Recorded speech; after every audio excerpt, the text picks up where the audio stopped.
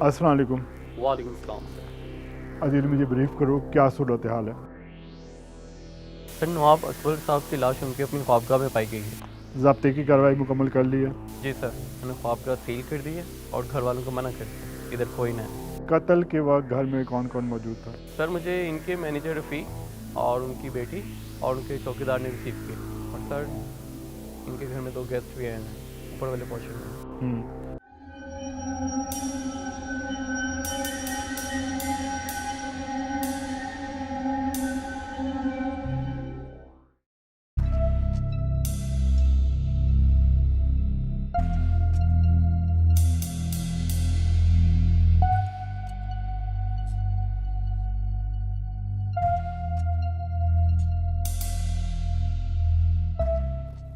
बहुत अजीब केस है, आपने गौर किया इंस्पेक्टर? सर जी, वही तो कर रहा हूं। सीने में खंजर गड़ा है, गले में फंदा पड़ा है, खासा खून बह चुका है। सर जी, खंजर लगेगा तो जाहिर सी बात है खून तो निकलेगा ही ना। लेकिन अगर आप गौर करें तो खंजर के घाव के बराबर एक और गहरा सुराख मौजूद है और ये गन शॉट है, यानी पिस्टल से फायर किया गया। आपने गौर किया?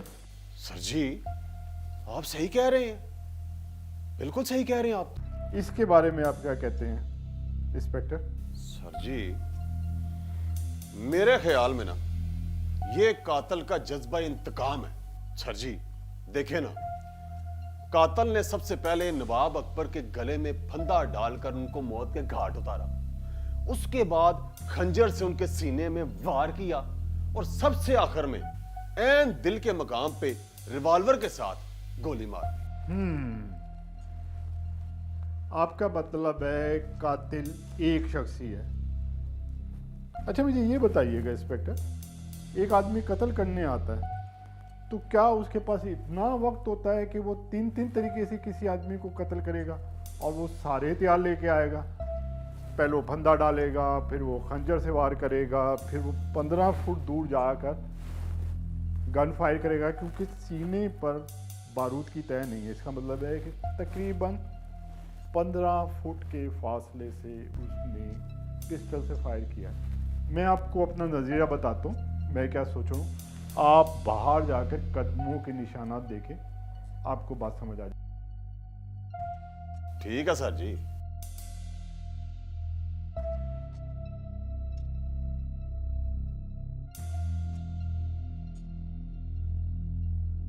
अस्सलामुअलैकुम सर। आपको अदील ने सारी डिटेल बता दी है? जी सर, अब तक के केस की सारी तफसील का इल्म हो गया। अच्छा, आपने देखा होगा कि लाश के गले में जिस तरह फंदा डालकर नवाब अकबर को मारा गया, इस तरह फंदा डालकर अपने दुश्मन को मारने वाला एक ही शख्स है और वो शख्स कभी किसी और हथियार से अपने शिकार को नहीं मारता। उसका नाम जोडी है। मगर सर, नवाब अकबर को इसने मारा क्यों? क्या दुश्मनी थी इससे? नवाब अकबर को मारने वाला सिर्फ ये शख्स जोडी नहीं है। मगर सर, नवाब अकबर को मारते वक्त यहाँ ऐसा क्यों किया गया? सारे अलामात, सारे निशानात बता रहे हैं कि नवाब अकबर को मारने वाले कई कातिल हैं, जिनमें से एक शख्स जोडी भी है। आपने इसे फौरन गिरफ्तार करना है, बाकी बातें बाद में होंगी। ठीक है? जी sir. Go on. Okay sir.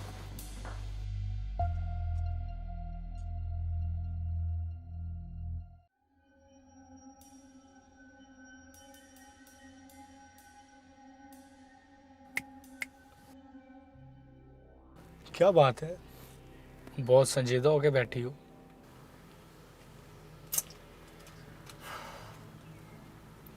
क्या मैं अब संजीदा भी नहीं हो सकती? ऑफ कोर्स हो सकती हो, पर स्माइल करती हुई बहुत प्यारी लगती हो। मैं चीफ की बात पे गौर कर रही थी। बहुत ही हैरान कर देने वाला केस है। कौन सी बात? चीफ साहब के बकौल कत्ल एक फर्द ने नहीं, कई अफराद ने किया है। हाँ, लाश की हालत देखकर तो यही लगता है कि कत्ल 3 तरीक़ों से हुआ है, और इससे यह भी जाहिर होता है कि यह किसी एक कातिल का काम नहीं है। तो क्या 3-4 लोगों ने मिलकर कत्ल किया है नवाब अकबर का?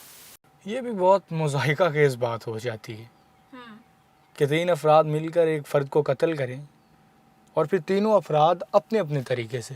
सही कह रहे हो, ये इतना सादा केस नहीं है। हाँ, ये तो है, लेकिन अभी तो तफ्तीश शुरू हुई है। अब आगे देखो क्या क्या निकल कर सामने आता है। मेरा तो वहाँ से आने को दिल ही नहीं था। तो फिर क्या करें, इस कातिल को पकड़ना भी तो बहुत ज़रूरी है ना। चीफ साहब ने उसका नाम जोडी बताया है। क्या उस क्रिमिनल को जानते हो तुम? हाँ, जानता हूँ मैं उसे, उसका नाम हमारे रिकॉर्ड में मौजूद है। कई बार नाकाफ़ी सबूत और गवाहों की गवाही ना देने की वजह से छूटता रहता है, लेकिन हाँ, एक केस में उसे सज़ा भी हुई थी। अच्छा तो अली, एक बात तो बताओ, पूछो। चीफ साहब को उसकी लोकेशन का कैसे पता है कि हम उसी के ठिकाने पे जा रहे हैं? वैसे अब तक उन्हें समझ जाना चाहिए कि चीफ साहब का दिमाग कंप्यूटर से भी ज़्यादा तेज़ चलता है। चीफ साहब ने लाश के गले में फंदे का वो ख़ास निशान देखते ही जोडी के नाम को ऑनलाइन ट्रैकिंग पर लगवा दिया, और यूँ फिर जोडी की लोकेशन ट्रेस हो गई। तो तुम्हें क्या लगता है अली कि वो सरकारी चूड़ियाँ पहनने के लिए इतनी आसानी से तैयार हो जाएंगे?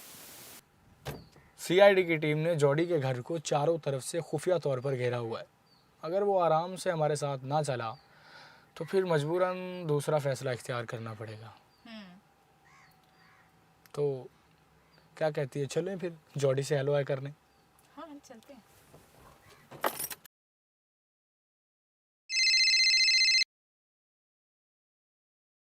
जी सर जी। जी सर, आप सही कह रहे थे। वो जो लॉन में हमें मट्टी पर कदमों के निशानात मिले हैं ना, वो हमारे लिए बड़ा अहम सुराग साबित हो सकता है सर जी। हाँ इंस्पेक्टर, ये निशानात मैंने देखे हुए हैं। मैट्रेस पे बहुत सारे कीचड़ भरे निशानात हैं। फिर ये निशानात टेरेस की तरफ चले जाते हैं। सर जी, बात साफ है। कातिल जो है वो लॉन में खुलने वाली खिड़की की तरफ से दाखिल हुआ, नवाब अकबर को उसने कत्ल किया, उसके बाद मैट्रेस पे मट्टी के निशानात साफ किए और टेरेस के रास्ते फरार हो गए। वाह इंस्पेक्टर वाह, क्या खूब बात है। कितना नफीस कातिल है कि उसने ज़रूरी समझा कि मैट्रेस पर अपने जूते साफ करे। क्या उसने किसी वलीमे पे जाना था? सर जी, मेरा मतलब ये था कि कातिल के जूतों से ज्यादा मट्टी मैट्रेस पर जमी रह गई है। इंस्पेक्टर, थोड़ा सा अपनी नन्ही सी अकल पर जोर दो। गौर करो, जिस जगह कातिल दीवार से कूदा है उसके जूते कीचड़ से भरे हैं, उस जगह पर मिट्टी कम है। जब कातिल मैट्रेस पे आता है तो वहाँ मिट्टी की अफजाइश हो जाती है। यहाँ देखो मैट्रेस पे कितनी मिट्टी है। सर, सर फिर आप ही बता दें क्या बात हो सकती है। इंस्पेक्टर, मैग्नीफाई गिलास से निशानात को बहुत गौर से देखें। पहले एक जूते का निशान नज़र आता है, फिर दूसरे जूते का निशान नज़र आता है। वाज़ा तौर पर 2 एड़ियों के निशानात हैं, एक जूते के बराबर दूसरे जूते के निशानात हैं, और दोनों निशानात एक दूसरे के निशानात से मुख्तलिफ हैं। एक निशानात बढ़ते हुए बेड तक आते हैं, जबकि पहले वाले निशानात अपनी जगह पर रहते हैं, वो निशानात आगे नज़र नहीं आएंगे। इसका मतलब है एक कातिल ने उसी जगह पर खड़े खड़े पिस्टल से फायर किया। जो बाद वाले निशानात हैं वो ये ज़ाहिर करते हैं कि वो कमरे के अंदर तक आए, उन्होंने फंदे से या किसी और तरीके से नवाब अकबर पर कातलाना हमला किया। सर जी, आपका मतलब है कि नवाब अकबर को 3 अफराद ने मुख्तलिफ वक्त में आगे पीछे कमरे में दाखिल होकर अपने अपने अंदाज से कत्ल किया है? बिल्कुल, मैं यही कहना चाह रहा हूँ। सर जी, क्या यह मुमकिन नहीं कि कातिलों ने सोची समझी स्कीम के तहत मिलकर इस कत्ल को सर अंजाम दिया हो? नहीं इंस्पेक्टर, कातिलों के अंदाज में, तरीकाकार में, आगे पीछे बढ़ने में बहुत फर्क है, उसमें मुमासलत नहीं पाई जाती। अगर ऐसा होता तो कातिल बड़ी तरतीब से और बड़े रिदम से आगे बढ़ते। इसका मतलब है कि अब हमें एक नहीं 3 कातिलों को गिरफ्तार करना पड़ेगा। और वैसे तुम्हारी इतला के लिए अर्ज है, यहाँ पर 3 नहीं 4 कातिल थे। यार ये क्या, किस मुसीबत में डाल दिया इन्होंने मुझे।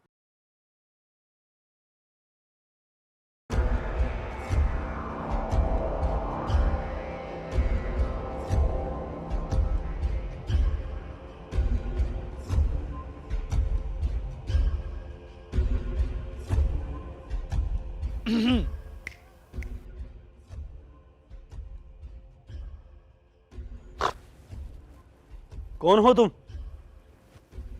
और अंदर कैसे आ गए?